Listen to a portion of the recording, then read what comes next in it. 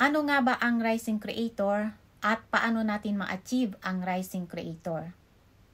Kapag nagkaroon ka ng Rising Creator level ay makikita mo yan doon sa details ng iyong profile at mahirap i-maintain ang Rising Creator.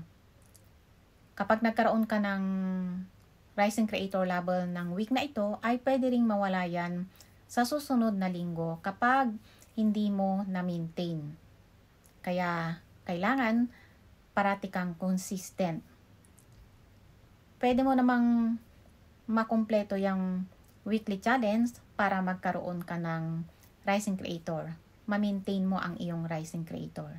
So kapag nakakuha kayo ng Rising Creator level badge, ay may makikita kayo na nakasulat dyan sa baba na 4 na icon para lalo ninyong maintindihan kung anong ibig sabihin ng Rising Creator ay ipapaliwanag ko sa inyo isa-isa ang ibig sabihin ng mga icon na ito.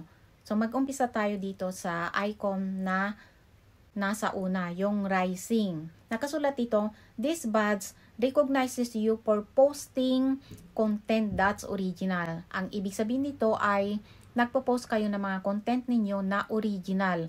Yung kayo mismo ang nag-video. Hindi kayo kumuha ng mga clips sa content ng ibang mga content creator. So, original nyo talaga yan. Ang ibig sabihin naman nitong nakasulat na receive strong audience engagement and meets quality standard. Ibig sabihin ng strong audience ay yung nagkaroon kayo ng high engagement. Pag sinabing high engagement, yung mga relevant ang mga nagko-comment sa content ninyo. Kapag may nag-comment, nireplyan nyo yan, pagkatapos nag-reply ulit sila, parang halos nagkukwentuhan na kayo dyan, ay nagkakaroon kayo ng high engagement.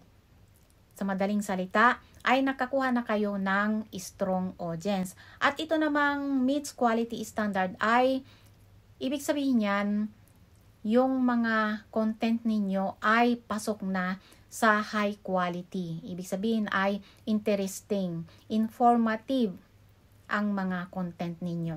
So punta naman tayo dito sa pangalawang icon, itong plus icon. Nakasulat dyan, your profile may now be suggested to people as a creator to follow.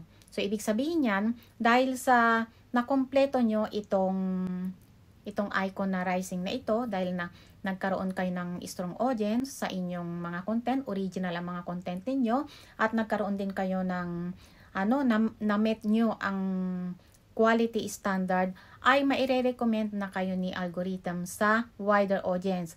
So, may chance na kayo na mala-line up kayo sa For You. Kapag na-line up kayo sa For You, ay posibleng magkaroon kayo ng chance na makita kayo ng iba't ibang content creator at yun na ang inyong chance na makilala kayo. At syempre, mapapanood na nila ang ibang mga content ninyo.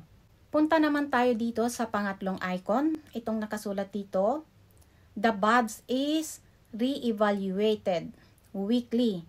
If you lose it, you can earn it again the following weeks. Yan yung sinabi ko kanina na pwedeng mawala. Kahit na nagkaroon kayo ng Rising Creator, ay pwede pa rin niyang mawala. Kapag hindi kayo naging consistent at hindi nyo nakumpleto yung weekly challenge ninyo, ay posibleng mawala ang inyong Rising Creator.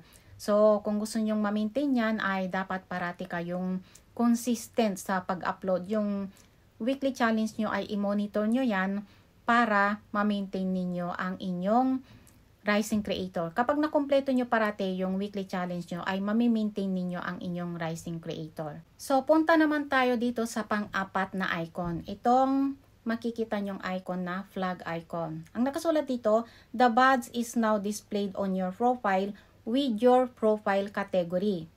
Changing your profile category may cause you to lose the badge for the week. So, kapag nakakuha na kayo ng Rising Creator level, ay huwag nyo nang i-edit ang inyong mga, yung category ng profile ninyo. Huwag nyong baguhin yan. Kasi kapag binago nyo yan, ay mawawala ang iyong Rising Creator level. Posibleng mawala yan. Pero kung sakaling nagkamali kayo na edit nyo ang inyong category, ay mawawala yan pero babalik naman yan kapag na-maintain nyo ulit. So kapag gusto nyong makita ang iyong Rising Creator level, ay itap nyo lang itong go to your profile. At makikita nyo na ang inyong Rising Creator level dyan sa inyong profile, dyan sa my details, makikita nyo yan dyan. Alam nyo ba dati na mahirap intindihin yung Rising Creator kung paano ma-achieve yan? Kasi nga wala pang weekly challenge dati. Pero ngayon may weekly challenge na, kaya madali nyo na lang ma-achieve yan.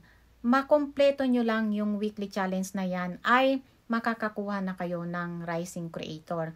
At yung iba, nahihirapan sila kasi nga may mga priority sila. Kumbaga, mayroon silang trabaho, mayroon silang pamilya na inaasikaso, so busy sila at hindi sila makapag-concentrate sa paggawa ng mga content. Kaya naman, meron akong ituturo sa inyong tips kung paano ninyo makompleto ang inyong weekly challenge kahit na kayo ay busy. Madali lang gawin yan. Next time na lang. Bye! Sana nakatulong.